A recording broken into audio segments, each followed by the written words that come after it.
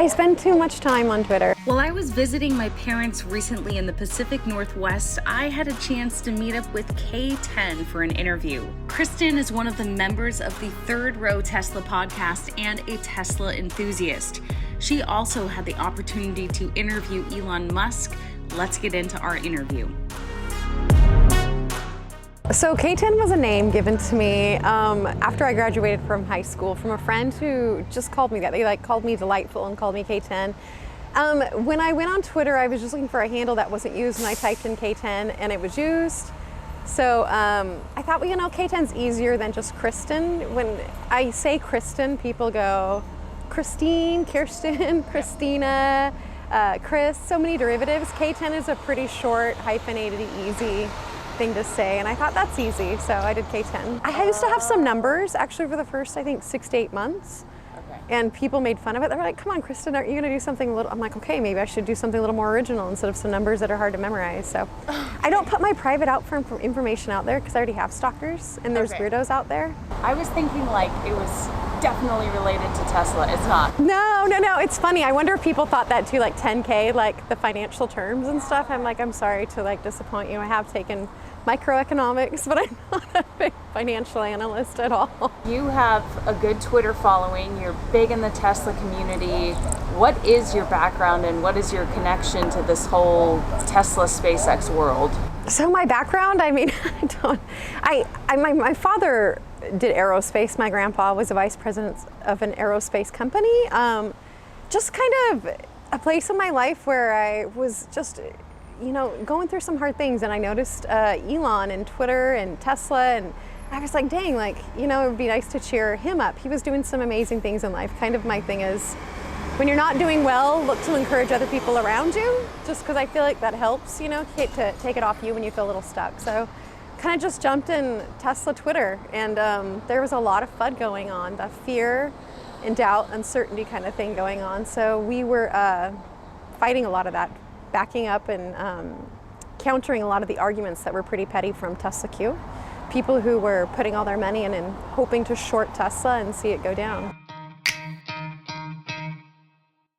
I don't have a day job, so I've been raising children. That's been the thing that's been my priority in my life, and making sure that I can give them the attention that they need. I find myself, whatever I get involved in, I get fully drawn into it to the point it's a distraction. And as a mother, I felt like I needed to put some of the things that I was passionate about aside just so I could focus on giving them the attention they needed and creating those bonds that help solidify them in life and help them become good, solid adults and children.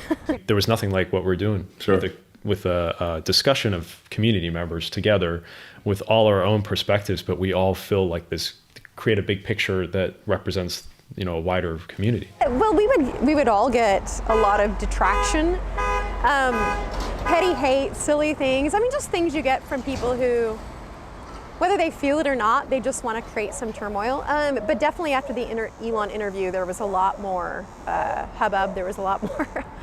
There was a lot more personal attacks. We were at the shareholders meeting in June, and me and her showed up early. We were sitting there, and then we sat in the third row. So we were just like, oh, we're in the third row. It's just the third row of the meeting. It's not the third row of the car.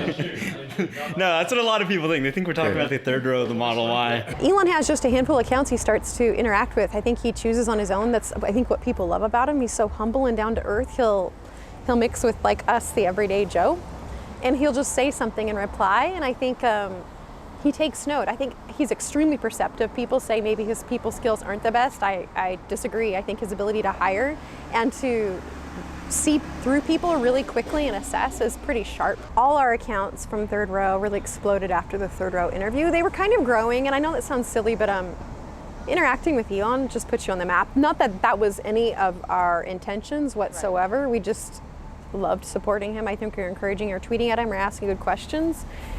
So it's been growing, and a lot of us have become close friends in the community just because we are there all the time. We find ourselves there on Twitter with each other. The Third Row is not going anymore. We did just happen to, after 2 years of not doing anything, just do a kind of little podcast there, but it's not something that we're doing continually. It's not something that is active at all. You know, it was a lot of strong personalities and a lot of people going different directions, and I think it just kind of fizzled, and kaboomed and I don't know. Roping in everyone to like stay on the same course is not always easy either. I mean, all the people in the group I think are talented and they're capable and they are doing their own things. So I think it was great for a time being. It came together and it served a great purpose. So there was a shortage of true information. Yeah, for sure. That's for sure. With the media and like, it was total madness. It was great. There's a lot of personal questions I think we all felt like we wanted to ask him, different interests that we had, but he wanted to correct some of the history on his Wikipedia, in his past, with his companies, and his personal life. So we really tried to focus on making that about him, not about us and what we wanted. Because people said, oh, we've heard this, but he wanted to restate it in a format that was very clear and concise and drawn out, that people heard it all. So, but meeting him, he was extremely hospitable. He is what you see, like very, very kind, very generous, funny. I think he's funny, very sharp. I mean, I think I just saw a tweet today where someone said Elon only says the things that he's learning from maybe his top engineers. He's not really learning these things and doesn't understand them in and out. And I'm like, that is absolutely not true. He's not learning lines. He's not memorizing things to tell people. He knows the intricacies and the details of the things that he's involved in. I think the nature of humans is to look for an antagonist and protagonist. I think media is really good at doing that, and I think people are looking for a villain or someone to blame things on. I think Elon sticks his neck out so people feel they can complain and it might get some traction with him or whoever. I think it's unfortunate that he's been thrown under a title like all billionaires are bad or all well-off people are bad. Back when we were following, he wasn't the wealthiest person in the world. That wasn't crossing our minds. That wasn't something we were thinking of. We liked what he was doing. He was looking to make change. It's kind of like if you want to make change in life, be the change, like bring the change. And that's the kind of person he is, and it's very inspiring, I think, in the face of all the hate he gets. It's astounding, I think, for most people to watch him reiterate in interviews his goals and continue to conquer them and be the CEO of so many companies. It's just inspiring. The stories of his family, the stories of even the people closest to him who doubted him, who gave him a lot of guffaw, So he just continues to inspire, like that you can, it doesn't matter how big you are, how well you do, you'll always have haters, but you still need to like focus on the goals and the things that you feel are the best to help others or to do in your life. So, well, he's a mover and shaker. Mover and shakers do tend to draw attention, and they get the people who set down the rules and things like that to take a stand back and say, should we make a new law? Should we make a new rule? And Elon's kind of one, for less rules and laws because there needs to be more freedoms for people to do things. I think that's why he moved to America, because there's the opportunity to do things. I don't think it's bad. I mean, he says what he wants, but I mean, I'd rather someone say what they want and be who they are than be a cookie cutter, something cut out to be something that everybody else wants. Nobody's put a fire under anything like he has recently. He's putting a fire under, we sit here and kind of point out,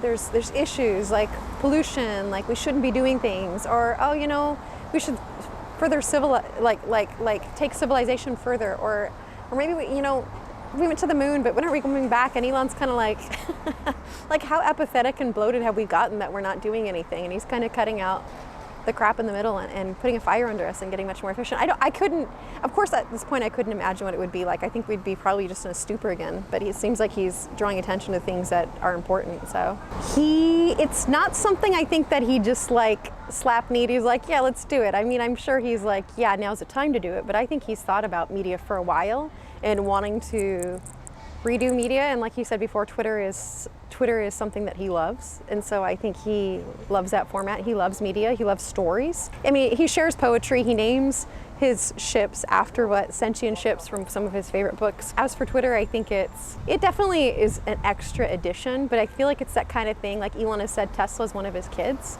So I feel like it's like bringing on another kid maybe. I don't know if he's gonna, I don't know behind the scenes what's really going on, but I feel like he's capable of anybody to bring on an extra thing to do. I know a lot of people don't like it, but this is his choice. So. Right. Yeah, I mean, I think some people might say, well, why doesn't he start his own platform? Right. What do you think about that? Well, it's kind of like buying a business maybe that's already got 5 years up and going. You don't have to put in all the extra work. Twitter I find is almost the new place for, and I don't know if it's new per se, but it's the place for breaking news. And I think Elon is aware of just how strong the agenda is and how things have started to change the last couple of years, especially during COVID. I think it's kind of been something that he's probably seen, like a lot of us, that you can put a lot of narratives out there that aren't true, and this whole bot agenda and everything. So I don't know, maybe he's just trying to like rein that in. So I got a Tesla April 2019. I love the torque. I love that I never have to visit a gas station. Have you named your Tesla? I named this one Toothless, but it says Patsy in the Toothless? like Toothless the dragon, How to Train Your Dragon, because it looks like it from the front. Nice. Really cute. I just love my Tesla. I think it's a move in the right direction. I don't think I'll ever drive a different vehicle. You know, I was a shareholder after I got involved. Okay. Tesla's my first stock that I've chosen on my own. Yeah, and I wish I would have bought a whole lot more. I mean, who is to know? I mean, a lot of people study, finance, understand about, when people fear buy, but it's not something, I did buy, but it's not something that I was learning the ropes, and this is my first one, and Tesla is not a predictably normal stock in the way it performed, so it kind of went wild up there, so yeah. Do you consider yourself kind of a journalist too, or? I don't know what I consider myself. I know my friend started Tasmanian, and he said I was welcome to be a guest writer anytime, and at one point I subbed in for a friend that was a writer on Tasmanian, and he just kind of extended, hey, we can use an extra writer, and I didn't want to step on the toes of the people who were already writing, so I just kind of said, let's just keep Eva to doing Tesla, and let's keep Evelyn to doing SpaceX, and I'll cover like the boring company. That way that leaves room for these girls, because these girls, this is their passion, to be journalists, to be writers, and I do like writing, and I do love this aspect, but it's not weighing on me to the degree that these people, it's their livelihood and what they are passionate about. What does K10 like to do in her free time? And avoid creepy people, I guess. I know, I spend too much time on Twitter. What do I like to do in my free time? I was studying chemistry. I thought about going into research and doing some things like that. I'm not quite sure what I want to do, but what I like to do in my free time, make things better. I don't know, help people out. There's a lot of things I like to do. Like, what is that like to be a public figure? I guess I kind of am. Yeah, I love people. I really do, and I love exchanging and talking to people. I'm learning a lot of it on my own, just like boundaries. I'm excited to see the orbital launch for the SpaceX Starship any day now, right? If we could like get it to open up. Yeah, I'm excited to see the creating of extra starships, and actually to the speed that Elon states he's going to do. I'm enamored. I don't know if he's going to have to make more facilities to make starships that fast and all those engines. So Tesla, I'm excited to see it. I think it's earned its way, and it's finally arrived to the point that it doesn't have to prove itself. Not that that's what they were out to do, but they're still dealing with silly things like the White House not really recognizing that Tesla's leader in the EV revolution, which is mind-boggling.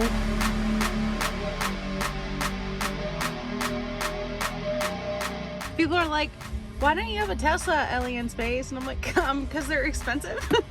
Like, do you want to help me get one? I put these on to like protect my hands. Oh. Oh wait, I know. From what? From the sunshine. Oh. I'm like, okay, it's so stupid vain, but I met this older lady, and she has like really useful hands. I'm like, dude, what do you? Wait, I didn't call her dude, but I'm like, what do you do? And she was like, I wear driving gloves, and it like actually, that's a really good point, because I feel like sometimes, with like all the stuff you can do to your face, you can't tell someone's age, but like if you look at their hands, like dead giveaway. Like my hands are kind of gross because I rock climb and they're just like disgusting. Well, there you have it. Probably a little bit more about K10 than you ever knew before. If you enjoyed this video, please make sure to subscribe, like the video, and please consider checking out my Patreon. Thank you so much for all of the support. I'll see you in the next video.